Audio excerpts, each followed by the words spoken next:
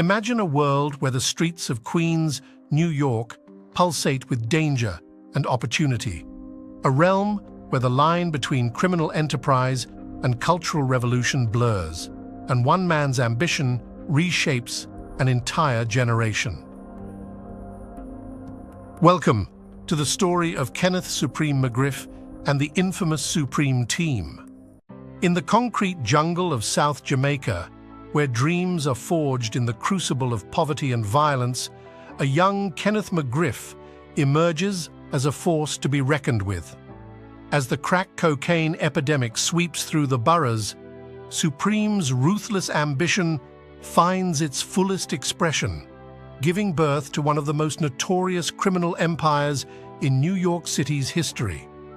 But this is more than just a tale of street-level drug dealing. It's a saga that intertwines the gritty realities of urban crime with the nascent hip-hop scene, forever altering the landscape of both. From the bullet-riddled streets to the glittering heights of the music industry, Supreme's influence reaches far and wide, leaving an indelible mark on the culture of an era. Prepare to delve into a world where power is absolute, loyalty is fleeting, and the price of success is measured in blood. This is the story of the Supreme Team, a chronicle of ambition, violence, and the complex legacy of a man who dared to rewrite the rules of the game. Chapter 1. The Rise of Supreme, A Queen's Tale. In the concrete jungle of South Jamaica, Queens, a young Kenneth McGriff was forged into a force to be reckoned with. Born into a neighborhood ravaged by poverty and crime, he would eventually rise to become one of the most notorious figures in New York City's underworld, a man known simply as Supreme. As the 1980s dawned, the streets of Queens fell into the grip of a deadly epidemic. Crack cocaine swept through the boroughs, fueling a frenzied drug trade that promised untold riches for those bold and ruthless enough to seize the opportunity. Against this backdrop, Supreme's ambition and cunning would find their fullest expression. Supreme's early life was a far cry from the opulent heights he would one day reach. He grew up in the Baisley Park housing projects, where the cacophony of urban life formed the soundtrack to his formative years. The rumble of drug dealers' cars, the crack of gunfire, and the wail of police sirens were the white noise that permeated his world. Yet, even amidst the chaos, Supreme displayed a keen intellect and a relentless drive that set him apart from his peers. Supreme was always different, recalled Gerald Prince Miller, Supreme's nephew and eventual successor. He had this way about him, this hunger for power, that you couldn't help but notice. Even as a kid, you could tell he was destined for something big, even if it wasn't always going to be good. That something big came to fruition in the mid-1980s as the crack epidemic reached its fever pitch. Supreme, now a young man in his 20s, had already established himself as a formidable presence on the streets. Drawing on his connections within the 5% Nation, a black nationalist movement with roots in the Nation of Islam, Supreme began to assemble what would become known as the Supreme Team, a ruthlessly efficient drug trafficking operation that would come to dominate the streets of Queens. The Supreme Team's rise to power was swift and merciless. Leveraging their connections and the sheer volume of their drug distribution network, the organization soon grossed up to $200,000 a day in profits. Supreme's lieutenants, including his nephew Prince, oversaw a vast network of dealers and enforcers who ensured the smooth flow of product and the protection of their turf. "We had it all locked down," Prince would later recall. "The projects, the streets, the clubs. If you wanted to move weight in Queens, you had to go through us." Supreme made sure of that. Supreme's iron grip on the drug trade was matched only by the violence that accompanied it. The Supreme Team was responsible for a string of brutal murders, eliminating rivals and potential threats with ruthless efficiency. Their reputation for savagery spread far and wide, striking fear into the hearts of those who dared to challenge their dominance. Yet, even as Supreme's criminal empire flourished, a cultural revolution was taking root in the very same streets that birthed his reign. The nascent hip-hop scene in Queens was beginning to gain national attention, with artists like Run DMC and LL Cool J emerging as the voices of a generation. Supreme, ever the opportunist, recognized the potential power of this burgeoning industry and began to forge connections with the movers and shakers of the music world. Supreme was always about making money, and he saw the potential in hip-hop early on, said one former associate who requested anonymity. He started financing shows, parties, all kinds of events. He wanted to be a part of it, to have his hands in everything that was happening in the neighborhood. Supreme's influence soon extended beyond the drug trade and into the realm of entertainment. He cultivated relationships with influential figures like Russell Simmons, the co-founder of Def Jam Recordings, and leveraged his criminal connections to provide security and financial backing for up-and-coming artists. In the eyes of many, Supreme had become a veritable kingpin, wielding power in both the streets and the burgeoning world of hip-hop. Supreme was like a modern-day Al Capone, said a former law enforcement officer who investigated the Supreme Team. He had his fingers in so many pies, it was almost impossible to keep track of him. The streets, the clubs, the music industry, he was a master at blurring the lines between it all. As the 1980s drew to a close, Supreme's grip on Queens seemed unbreakable. The Supreme Team had become a well-oiled machine, with Supreme at the helm, steering it towards ever greater heights of power and profitability. But cracks in his empire were beginning to show, and the reckoning that would ultimately bring about his downfall was fast approaching. In the final days of the decade, the streets of Queens were about to bear witness to the culmination of Supreme's rise, a rise that would indelibly shape the course of hip-hop history and the criminal underworld for years to come. Chapter 2: Empire of the Streets. As the 1980s progressed, the Supreme Team's grip on the drug trade in South Jamaica, Queens, tightened into an iron fist. What began as a small-time operation had morphed into a sprawling criminal empire with Supreme at the helm. The team's daily earnings were staggering, reaching up to $200,000 at the height of their operations. Supreme surrounded himself with a loyal crew, each member playing a crucial role in the organization's success. At the top was Supreme himself, a charismatic and ruthless leader who commanded respect and fear in equal measure. Beneath him, his nephew Gerald Prince Miller served as the team's second-in-command, overseeing day-to-day operations with an iron grip. The Supreme Team's reach extended far beyond street-level drug dealing. They established an intricate distribution network with suppliers, enforcers, and lookouts strategically placed throughout the neighborhood.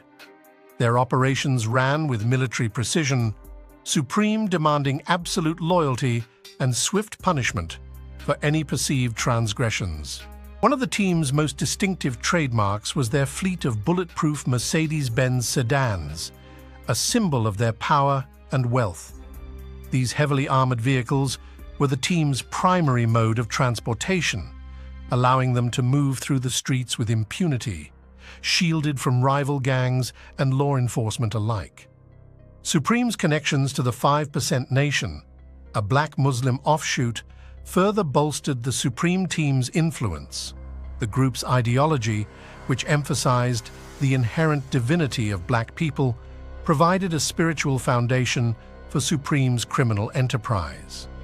Team members were required to adhere to the 5% Nation's teachings, including a strict code of conduct and a belief in the group's self-proclaimed role as the enlightened minority. This blend of religious fervor, military-like discipline, and sheer financial might made the Supreme Team a formidable force. Their operations weren't limited to the drug trade. They also used their resources to finance and promote various music events, further blurring the lines between the underworld and Queens' burgeoning hip-hop scene. As the crack cocaine epidemic ravaged South Jamaica, the Supreme Team capitalized on the growing demand, becoming one of the area's largest distributors. Their ability to source high-quality product and maintain a reliable supply chain allowed them to dominate the local market, squeezing out smaller players and cementing their status as the undisputed kings of the drug trade. The team's ruthless tactics, however, came at a cost. Numerous murders and acts of violence were attributed to the Supreme Team as they eliminated rivals and silenced threats to their operations. South Jamaica became a war zone, with gunfire and bloodshed becoming all too common. Despite the violence and chaos surrounding them, the Supreme Team continued to thrive, amassing wealth and power at an unprecedented rate. Supreme himself lived a life of luxury, indulging in the trappings of his criminal success. He surrounded himself with beautiful women, exotic cars, and the latest high-end fashion, flaunting his wealth and status to all who crossed his path. Yet, even as the Supreme Team's empire expanded, cracks began to emerge in its foundation. Tensions within the organization, fueled by jealousy and power-hungry ambitions, threatened to tear the team apart from the inside. Supreme's iron grip on the operation was challenged by his own crew members, who sought to carve out their own territories and increase their share of the profits. As the 1980s drew to a close, the Supreme Team's reign over South Jamaica was at its peak, a testament to the team's ruthless efficiency and Supreme's unwavering leadership. But the seeds of their downfall had already been sown, as internal fissures widened and external threats loomed on the horizon. Chapter 3. Beats and Battles. As crack cocaine ravaged South Jamaica, Queens, a cultural revolution blossomed just blocks away. The same streets that birthed the Supreme Team's drug empire also gave rise to a musical movement that would captivate the world: hip-hop. Supreme's influence extended far beyond the drug trade. As his criminal empire flourished, he leveraged his wealth and connections to shape Queens' burgeoning hip-hop scene. The Supreme Team's money and muscle became indispensable to aspiring artists, producers, and promoters, blurring the lines between the underworld and entertainment industry. Supreme's first foray into music came in the early 1980s, when he began financing local block parties and concerts. These events drew hundreds of young people from the projects, providing a platform for a new breed of MCs and DJs. Supreme's involvement ensured the Supreme Team's presence even at these seemingly innocuous gatherings. Supreme was always there, lurking in the background, recalled Daryl DMC McDaniels of Run DMC.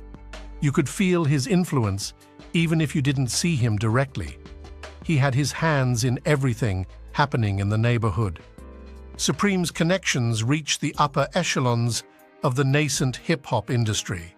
He forged relationships with influential figures like Russell Simmons, co-founder of Def Jam Recordings, and LL Cool J, one of the label's first superstars. These alliances provided Supreme a veneer of legitimacy, allowing him to move freely in the music world while maintaining his grip on the drug trade. Supreme had this way of making you feel like you needed him, said Simmons, recalling his interactions with the crime boss. He'd offer to help promote your event or get you access to the streets. And of course, there was always the understanding that he'd expect something in return. This symbiotic relationship between Supreme and the hip-hop community had consequences. As the Supreme team's criminal activities escalated, the violence and fear permeating Queens streets seeped into the music. Lyrics, once celebrating urban life's vibrancy, now reflected the harsh realities of project life, with MCs rapping about drug deals, gang wars, and constant threats of retaliation. The music was a reflection of what was happening on the ground, said LL Cool J. You couldn't separate the two. Supreme and his crew were part of the fabric of our community, for better or worse. The Supreme team's influence extended to the era's fashion and style. Their signature look, bulletproof Mercedes-Benz sedans, designer suits, and ostentatious jewelry, became a visual shorthand for power and success in the eyes of aspiring rappers and their fans. We all wanted to be like Supreme and his guys, admitted Jam Master Jay, Run DMC's DJ. The way they dressed, the cars they drove, the way they carried themselves, it was like they were living out the dream we all had. As Supreme's reputation grew, so did the reverence with which the hip-hop community treated him. Artists and promoters sought his approval and backing, knowing his endorsement could make or break careers. Supreme, in turn, leveraged this influence to further his criminal agenda, using his connections to launder money, transport drugs, and even silence potential rivals. The blurring of lines between crime and culture peaked in the mid-1980s, as Supreme's involvement with the Supreme team intersected with the rise of Run DMC and LL Cool J. The Hollis-based group, known for their gritty, street-level anthems, became closely associated with Supreme and his crew, often performing at events financed by the drug kingpin. It was a strange dynamic, reflected Daryl McDaniels. We were making music that spoke to the realities of life in the projects, and Supreme was a big part of that. But at the same time, we knew he was involved in some really messed up stuff. It was a constant balancing act. The tension came to a head in 1986 when the Supreme team was implicated in the murder of E-Money Bags, a rival drug dealer. The killing, which occurred just days after a Supreme-backed Run DMC concert, sent shockwaves through the hip-hop community and threatened to sever ties between the music scene and the criminal underworld. It was a wake-up call for a lot of us, said LL Cool J. We realized we were getting too close to the fire, and the consequences could be devastating. Some of us tried to distance ourselves, but it was too late. Supreme had his hooks in deep. As crack continued to ravage Queens, Supreme's influence only grew stronger. He became a larger-than-life figure, symbolizing both the allure and dangers of the criminal lifestyle. Artists and fans alike were drawn to the power and wealth he commanded, even as they grappled with the moral implications of his actions. Supreme was like a modern-day Gatsby, said Irv Gotti, future co-founder of Murder Inc. Records. He had this magnetic pull, this aura of untouchability. You couldn't help but be drawn to him, even if you knew deep down that he was bad news. The intertwining of Supreme's criminal empire and Queen's burgeoning hip-hop scene would have lasting consequences for both the music industry and the community. As the narrative unfolds, Supreme's rise and fall becomes inextricably linked to the evolution of a cultural revolution that would captivate the world. Chapter 4: The Fall and the Fade. For over a decade, the streets of South Jamaica, Queens, had been Kenneth Supreme McGriff's fiefdom. His criminal organization, the Supreme Team, had become an unstoppable force, dominating the lucrative crack cocaine trade and amassing unimaginable wealth. But the empire Supreme had built was about to crumble. As the 1990s dawned, winds of change swept through Queens. The crack epidemic that had fueled Supreme's rise began to wane, and the once abundant profits started to dry up. The drug trade grew more competitive and volatile, with new players hungrily eyeing their slice of the pie. Amid this shifting landscape, Supreme faced his greatest challenge yet: maintaining his iron grip on power. Accustomed to the lavish lifestyle afforded by his criminal enterprises, the thought of losing it all was inconceivable. Determined to preserve his empire, Supreme doubled down, resorting to ever more ruthless tactics to eliminate rivals and keep his organization intact. But the escalating violence and instability took their toll on the Supreme Team.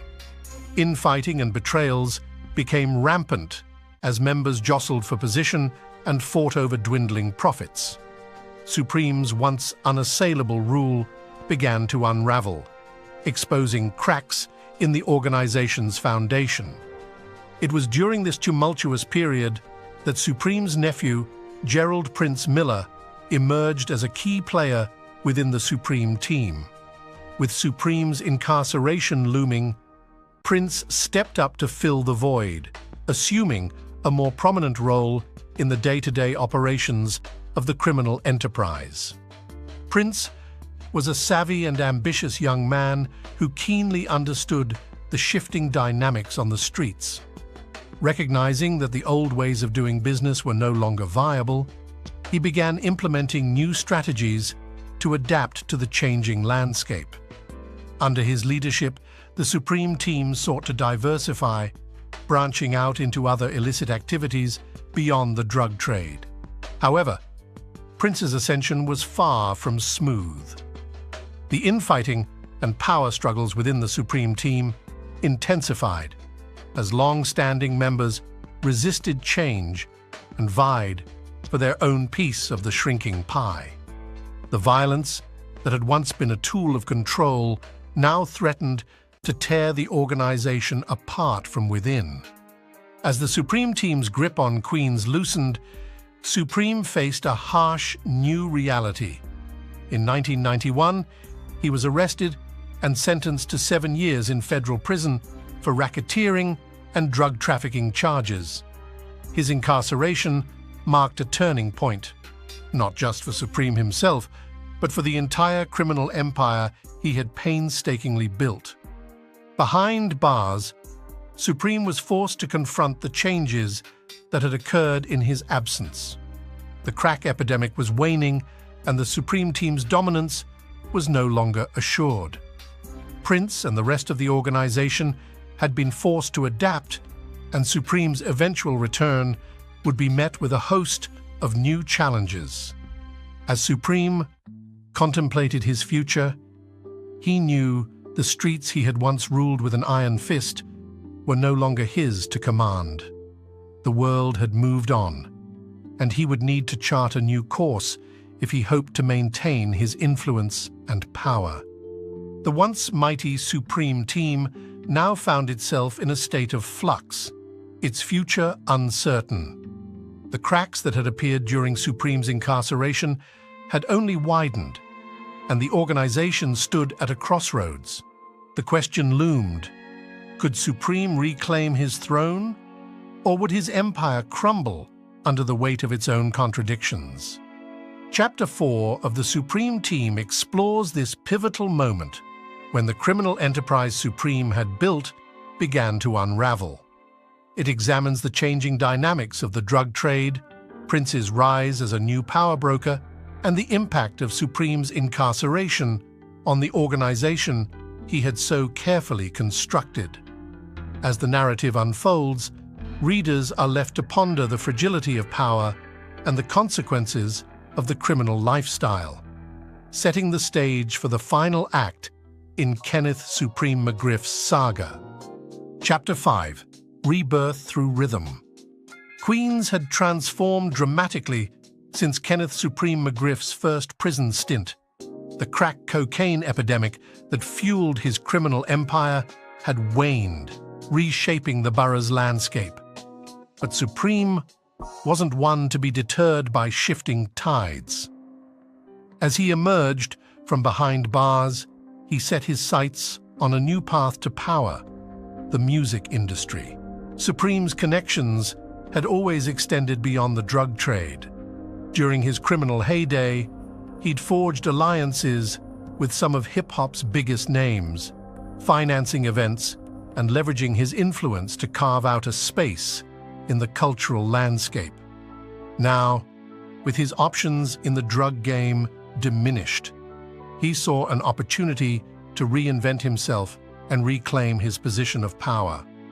The linchpin of Supreme's new venture would be his partnership with Irv Gotti, co-founder of Murder Inc. Records. Gotti, a fellow Queens native, had been making waves in the music industry, signing artists like Ja Rule and collaborating with Jay-Z and DMX. Supreme recognized the potential in aligning himself with Gotti and the burgeoning Murder Inc. empire. Supreme saw the writing on the wall, recalled a former associate speaking anonymously.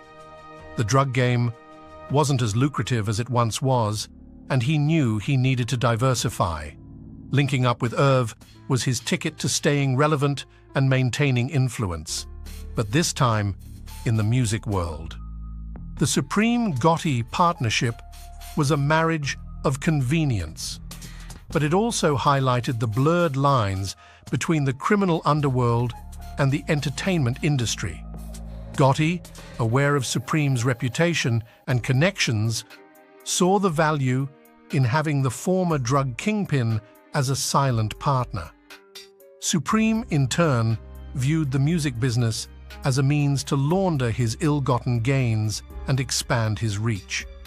Irv knew what he was getting into, the former associate said. Supreme had the money and the connections, and Irv had the industry know-how. It was a perfect match, at least on paper. As Murder Inc. gained traction, Supreme's involvement became more pronounced. He provided financial backing for the label, investing in studio time, promotion, and artist development. In return, Supreme's name and influence became intricately woven into the fabric of the label's success. Supreme was the puppet master, revealed a former Murder Inc.'s employee, also requesting anonymity. He had his hands in everything, from business deals to creative direction.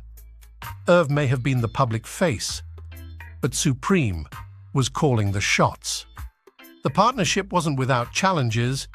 The music industry, with its complex web of contracts, royalties, and legal requirements, was a far cry from the violent and unforgiving world of the drug trade. Supreme found himself navigating unfamiliar territory, relying on Gotti's expertise to maneuver through the business intricacies. Supreme was a street guy, through and through, the former employee explained. He was used to getting things done his way by any means necessary. But in the music industry, you can't just strong-arm your way to the top. It took some adjusting for him. Despite the learning curve, Supreme's involvement with Murder Inc. allowed him to maintain a high profile and continue exerting influence. He became a fixture at industry events, rubbing elbows with hip-hop's elite. Artists like Ja Rule and 50 Cent, once his street rivals, now found themselves in Supreme's orbit, their careers intertwined with his newfound legitimacy. Supreme was like a kingmaker, said the former associate. He could make or break artists. If you were in his good graces, your career would skyrocket. But if you crossed him, well, you'd better watch your back. This delicate balance of power within the music industry was a far cry from the brutality that had defined Supreme's rise in the drug trade. Yet, his penchant for violence and intimidation never truly left him. Whispers of his involvement in various incidents threatened to undermine his carefully cultivated image of respectability. As Supreme's influence in the music world grew, so did scrutiny from law enforcement. Investigators began piecing together the connections between the former drug kingpin and Murder Inc.'s activities, leading to high-profile raids and investigations that threatened to unravel Supreme's carefully constructed empire. Supreme thought he could just transition from the streets to the boardroom and no one would be the wiser. The former employee lamented, but he underestimated the law's reach and the intensity of the spotlight that comes with being a major player in the music industry. The tension between Supreme's criminal past and his newfound status as a music industry power broker was a constant source of conflict, testing his ability to navigate the treacherous waters of both worlds. As the stakes grew higher and pressure mounted, it became clear that Supreme's quest for legitimacy and influence would ultimately collide with the demons of his past. Chapter 5 concludes with Supreme's return to the criminal activities that had once defined his reign, setting the stage for the final, dramatic chapter in the rise and fall of the man known as Supreme. Chapter 6: The Last Dance. As the 1990s drew to a close, the once towering Supreme team was in a state of disarray. The crack cocaine epidemic that had fueled their rise had begun to wane, and the streets of Queens were no longer as lucrative as they had once been. Supreme, having spent nearly a decade behind bars, returned to a changed landscape where his former criminal dominance was no longer assured. Determined to reclaim his power and influence, Supreme made the fateful decision to return to his old ways.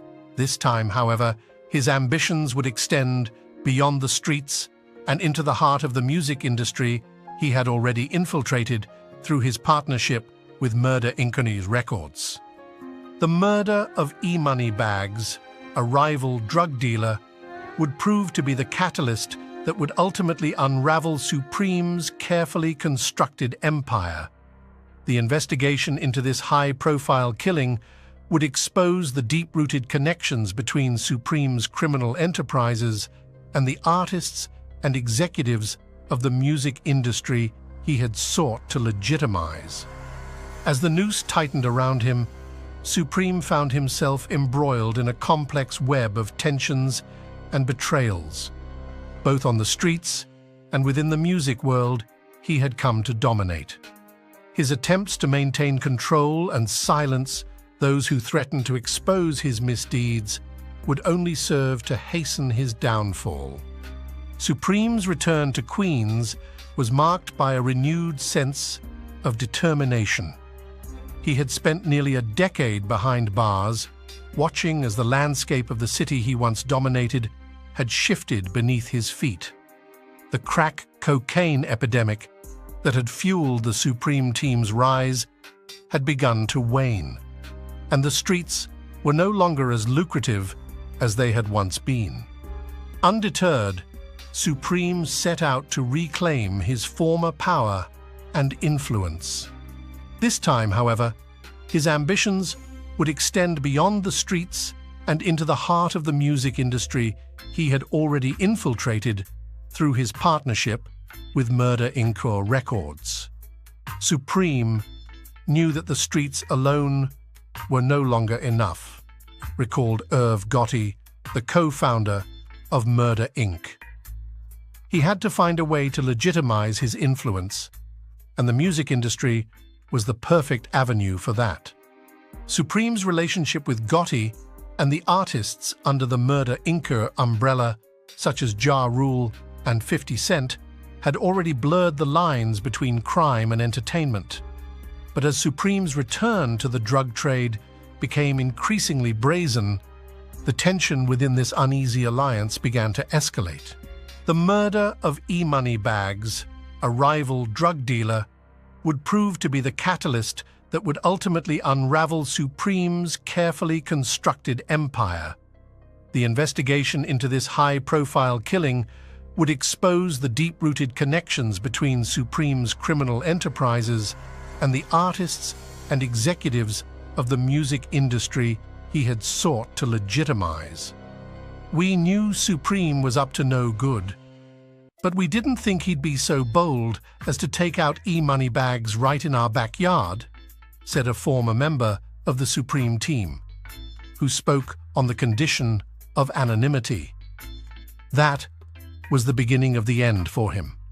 As the noose tightened around Supreme, he found himself embroiled in a complex web of tensions and betrayals, both on the streets and within the music world he had come to dominate. His attempts to silence those who threatened to expose his misdeeds would only serve to hasten his downfall. Witnesses to the E-Money Bags murder began to disappear, and the investigation stalled.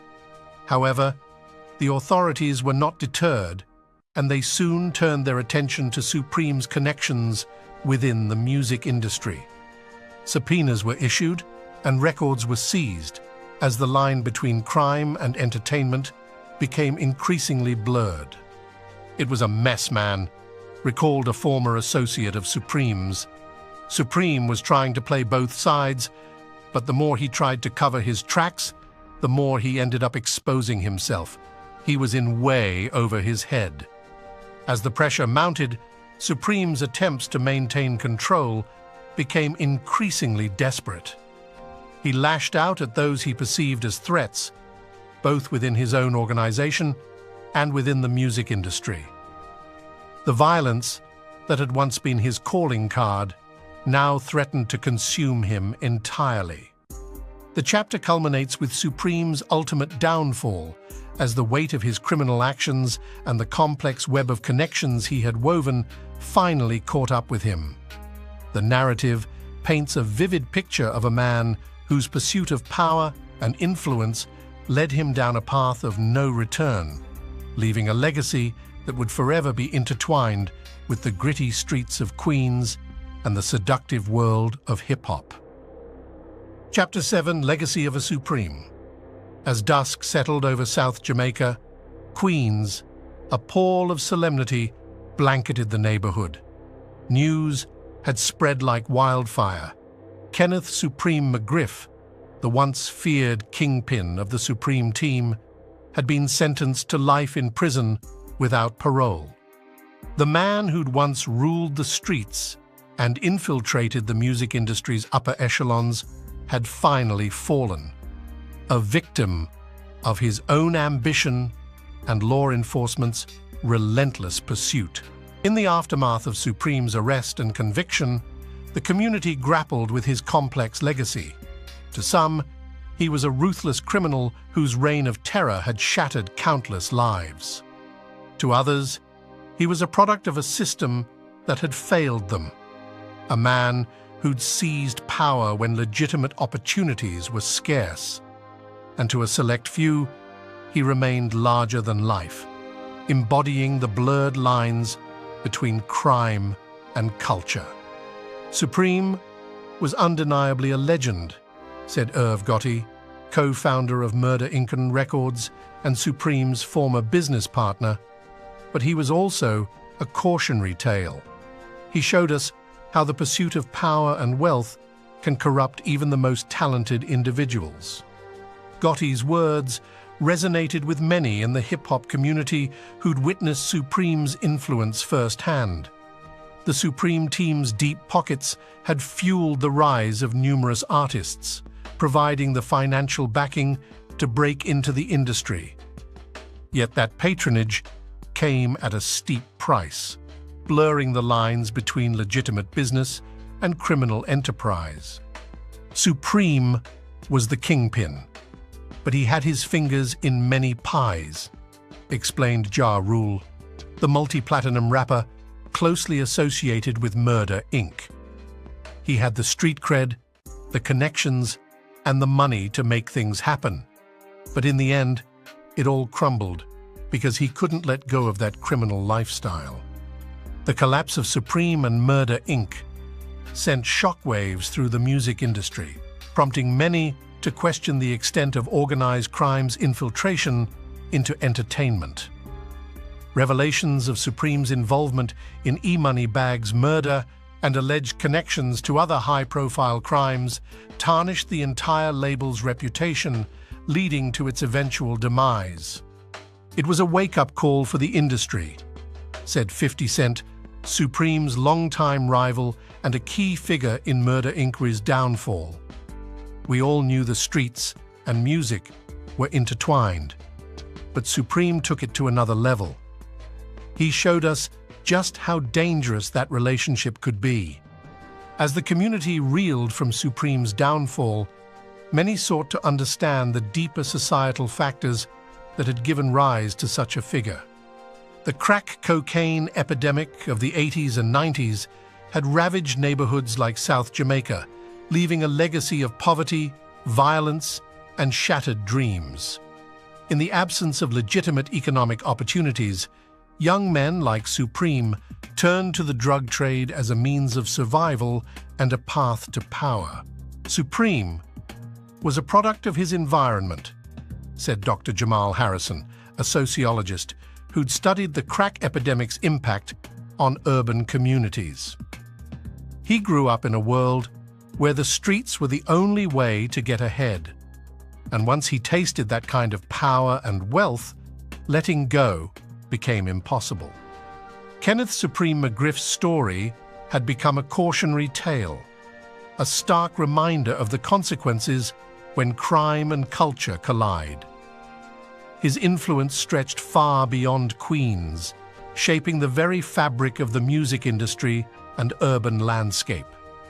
But ultimately, his pursuit of power led him down a path of no return, culminating in a life sentence that left many questioning the nature of justice and the complexities of the human experience.